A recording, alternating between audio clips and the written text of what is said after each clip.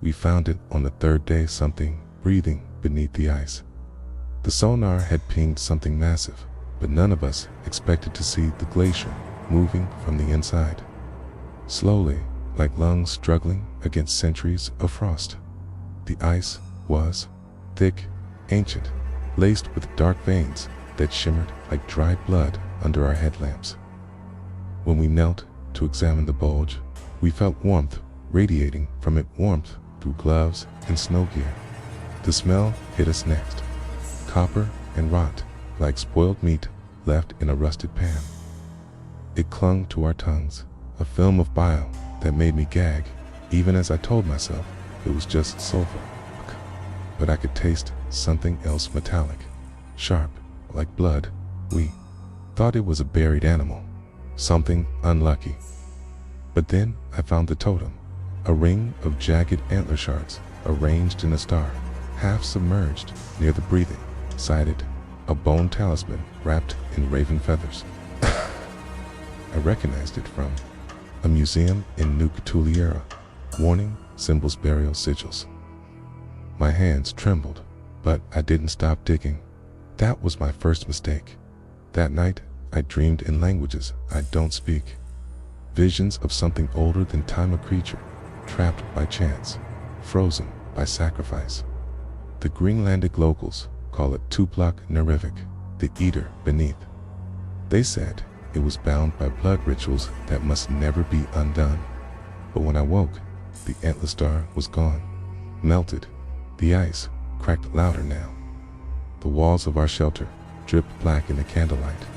Jacob said it was condensation, but I saw it pulse. The cold turned wet, and the air tasted like wet pennies, and something else, fear. Then the breathing stopped. For a moment, we thought it was over. That's when something knocked back. Once, twice, then dragged. The camp was a scattered cluster of wind-beaten tents, huddled at the base of the glacier like children around a dying fire. At night, the ice creaked and moaned beneath us, echoing with the groan of something ancient trying to remember how to breathe. Every surface was slick with frostbite and dragged the canvas walls, cold as coffins. Our breath misting like ghosts in the dim lantern light. The stench had worsened. Not just copper and rot now, but something sour and sickly sweet, like milk left to curdle on open wounds. My tongue felt coated in rust. No matter how often I rinsed, the taste remained. I tried to tell myself it was just the isolation, just the wind, but I kept hearing whispers when I was alone. My name, inhales between syllables. Jacob claimed it was the glacier expanding, nothing more. But then, why did it sound wet? By the fourth night, the walls began to sweat. Black liquid trickled from the seams, thick and tarry, soaked our boots. My hand shook as I reached for it, my notebook, trying to rationalize, to record. But I couldn't write. The letters wouldn't stay on the page. They slid off, like the paper rejected language itself. I started to forget things, basic words, names, faces. In the supply tent, I found another talisman, this one burned, charred black, hidden beneath a crate of flares. It was carved with the same runes. Someone else had tried to contain it, long ago, maybe centuries. The Inuit legends we'd dismissed at base camp, they spoke of breathless ones, entities that wore the cold like skin, sealed beneath ice, with offerings of blood. Then the wind stopped, the first time in days. Silence, relief washed over us, till the tent flap opened and no one was there. At first, it was easy to explain away. The wind had returned soft, almost soothing. The shadows in the tent stopped shifting. Jacob was talking again, eating again. For a brief moment, we let ourselves believe things were normal. Isolation sickness, nerves. But then the floorboards in the supply hut began to creak. We hadn't noticed them before. They were buried beneath a thin layer of permafrost. Now they groaned, softly at night, like something shifting underneath, something waking. The sound was rhythmic, like a heartbeat wrapped in ice, and the whispers, ... They grew bolder. I heard them clearly now, not from under the tent, from inside my ears. Smelled like blood. You taste like sky. The scent of decay came in waves, clinging to our clothes, our skin, our teeth. I tried brushing mine until my gums bled. The taste didn't go away. Lingered like old pennies and spoiled meat. The cold itself changed. Not sharp or clean, but oily, pressing against the skin like damp velvet. The air clung. I found an old journal behind a torn lining in the mess tent. Its pages were frozen together. When I finally pried them open, I saw frantic sketches human. Figures kneeling in a circle, their faces gone, their mouths wide open. Words scrawled beside them. It never dies. It waits, ain't listens. One entry was dated 1907. I started seeing things move in the reflection of the ice. Not shadows, shapes, large, too fluid. Crawling just beneath the surface, we tried reciting one of the Thule chants we translated from the stone tablet, a protective rite. For one breathless second, everything stilled. Then the ice screamed. Not cracked, screamed. That night, Jacob whispered in his sleep. We didn't find it. It found us. Asterisk, I dug. I had to. Something inside me itched, a compulsion that scratched behind my eyes. My fingers were raw from scraping through frozen soil and brittle ice, but I couldn't stop. I told Jacob it was for samples, for research. But the truth was simpler. The whispers told me where to dig. That morning, I found the bone. It was long, human in shape, but twisted to narrow, with grooves carved deep into the marrow. The surface felt wet, despite the sub-zero air. I touched it. A sharp tinge of copper filled my throat, and the taste of bile crept up my tongue. I gagged, fell back, hands shaking. A few feet away, the earth was warmer. I uncovered what looked like a stone altar, partially buried beneath layers of ice. Symbols were etched deep circles within circles, mouths without eyes. The journal called it the anchor, a prism, a door. Jacob didn't believe me. He said it was a natural formation, that I was exhausted, hallucinating, but his hands trembled. When he touched the carvings, he stopped sleeping soon after. That night, the ice bled. Thick, black rivulets crawled down the glacier wall like veins bursting open. It dripped onto our tents, sizzling on the fabric. The whispers were constant now just beneath the skin of reality. Like a second heartbeat, Inuit legends warned of Nuleojik's bastard, a breathless child left beneath the sea ice, cursed to wander in silence until it found a name. Their rituals, moons, cuts, ash had once kept it bound, but no one believes anymore. I lit a flare for warmth. The light flickered, then steadied. For the first time in days, the air didn't reek. I smiled. Then the flare went out, and something exhaled behind me. Asterisk, the radio crackled to life at 2:13 a.m. No one touched it. We hadn't used it, and its battery had corroded, leaking acid across the desk. Still, through a veil of static, a voice muttered in a language I couldn't place, guttural, wet syllables that scraped across my nerves like broken glass. Then Jacob answered it. His voice was flat, emotionless, a dead thing wearing his tone. We hear you, he said. His eyes were wide, but unfocused, pupils blown. I called his name, shook him, but he didn't respond. When he finally blinked, he whispered, it promised me quiet.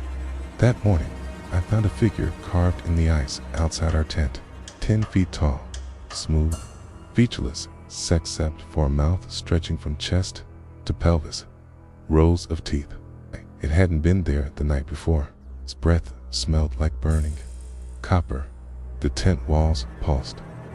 The fabric itself seemed to breathe in and out like a sleeping lung.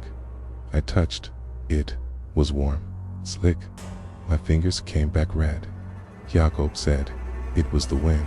Ko said it was the wind, muttering broken bits of an old Thule hymn we found in a ruined chapel near the coast. He smeared soot across his chest in a circle. We thought the presence had passed. For almost a day, the whispering stopped. We laughed, ate soup. It tasted like metal, but stayed down. We even made plans to hike back to the outpost, and the tent collapsed inward like something massive had pressed a palm across the top. I screamed. Jacob didn't. He only stared up, eyes filled with tears. "It's learning our names," he said, voice cracking. That night, I heard myself whisper in my own sleep. We were never meant to speak where it listens. We found the journal beneath Jacob's bunk pages stuck together with something dark and rust-colored. Hadn't been there before. The leather cover was cracked and soaked through, its corners curling like scorched skin. I opened it, and the smell hit me: decay, mold, and something metallic, like copper pennies dipped in bile. The ink was smeared, yet the drawings remained. Human figures bent backward, mouths stretched open, heads missing. In every sketch, the same shape loomed behind them, a thing with too many arms and no eyes. The last pages weren't written, they were carved. Deep scratches tore into the paper and wood beneath, words gouged by something desperate or inhuman. It remembers the warmth. I tasted blood when I read that line. It wasn't mine. Jacob wouldn't look at the journal. He sat in the corner, muttering his name over and over like it was a lifeline. I tried to burn it, but the pages wouldn't catch, just hissed and writhed in the flame like they were alive. Outside, the snow had stopped. For the first time in days, the sky cleared. A sickly green aurora danced above us. It was beautiful. For a moment, I felt calm. The ice didn't creak. The whispers faded. Jacob slept, but when I stepped outside to breathe, I saw our boot prints, dozens of them, circling the tent, leading nowhere. One set going beneath it. Later, the ice began to peel. Slivers of it curled away from the glacier wall like skin. In heat, beneath, something pulsed black and wet, like muscle, like breath. The mountain itself was becoming flesh. Jacob screamed, not out of fear, but recognition. "It's remembering the way in." I turned to ask him what he meant. But Jacob was gone, and something had left his skin behind. I found Jacob's skin draped neatly across his cot, zipped like a suit, empty, still warm, smelt like iron and rot, like butchered meat left out in the sun. His eyes rested beside the pillow, unblinking. The rest of him was gone. My breath came in ragged gasps, too loud in the unnatural silence. No wind, no creaking ice. Even the whispers had stopped, which somehow felt worse. The cold bit deeper than ever, but I was sweating blood.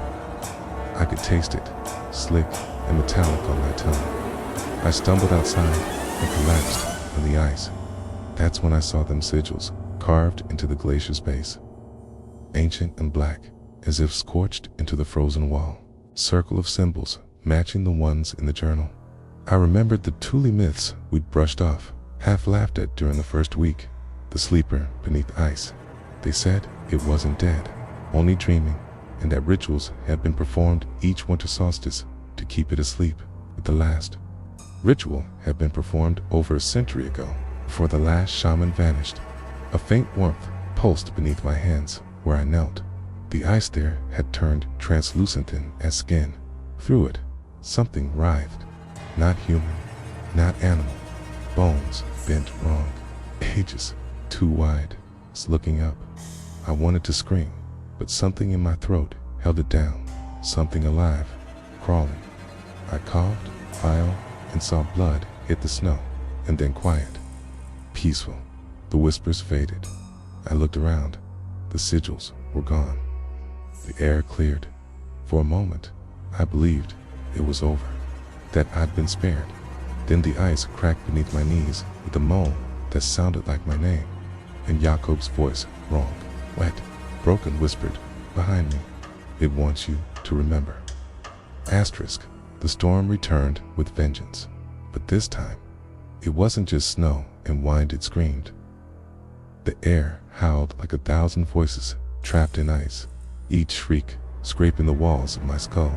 Every breath stung of copper and rot. The stench of open graves clung to my clothes, soaking into my skin. The walls inside the shelter bled a thin, black ichor that steamed against the cold. I touched it, once sticky, warm. It pulsed beneath my fingers. I'd boarded up the main entrance with shattered furniture and prayer-any words I could remember. But deep inside, I knew the thing didn't need doors. It moved beneath, inside, through memory and bone. I found another journal. Not Jacob's this time, but buried behind a loose panel under the cot. It was older, the pages brittle with frost. The writer described the same dreams I'd had. Eyes under the ice, screams no one else heard. A ritual involving fire, blood, and teeth. He'd ended his final entry with the words, "If it calls, your name is already inside." The whispers returned louder in stereos and behind the walls, some in my ears and some inside my head. I tasted bile and bit down hard on my lip to silence them. The blood was warm, felt good. Then it all stopped. Dead quiet. I stood, I walked, nothing moved. The wind fell away. The darkness wasn't so heavy. I whispered, "It's gone," and almost believed it. I stepped outside. Snow had melted in a wide ring around the station. In the center was a perfect circle of black ice, and at its heart, a small, beating red light. I stepped closer, heart hammering. Then, the light blinked, once, in my reflection in the ice. Dot. Blinked back. Asterisk. I ran. Or, I thought I did. The snow had turned to ash beneath my boots, gray, crumbling, and hot to the touch. Each step burned through the soles like acid, but I couldn't stop. The creaking of the ground mimicked footsteps, not my own, always a half beat behind. Whispers tangled in the wind again, louder now, clearer.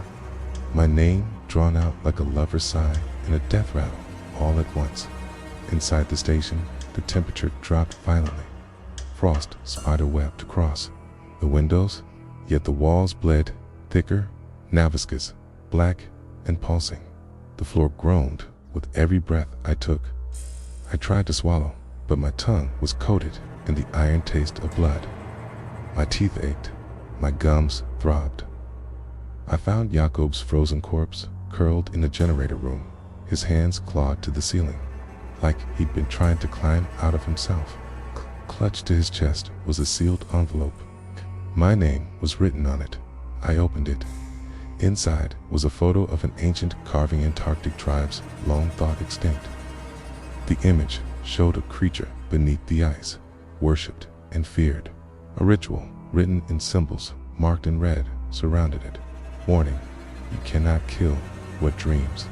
Beneath, locals believed this land wasn't cursed, was warded. The station never should have been built here.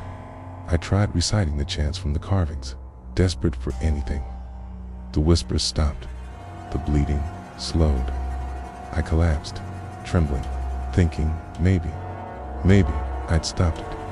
I laughed. First time in days, I laughed. Then the lights flickered. A rhythmic pounding began beneath the floorboards, like something massive, awakening. And in the corner of the room, Jacob's corpse smiled. Asterisk. I don't know how long I've been down here. The clocks stopped ticking. Days ago, maybe hours. Time melts like the frost, now dripping blood from the ceiling. Its lights flicker in steady rhythm, pulsing like the beat of some hidden, monstrous heart. Each flicker births new shadows that move when I don't. The whispers never stop. They breathe through the vents and nest in my skull, curling like smoke around my thoughts, whispering, "Join us." I crawled through the wreckage of the radio room, fingers numb, skin split from cold and salt. Copper tang of decay choked the air like old coins soaked in rot. Jacob's smile follows me. Even in the dark, especially in the dark. I tried to burn his body. It didn't catch. The flames turned blue, then black, then vanished with a hiss like a sigh from beneath the floor. I found a journal tucked in the wall behind insulation, stuffed with human hair. It belonged to the original outpost leader in 1952. He spoke of a thing born before ice, buried when the earth was still soft and the skies red.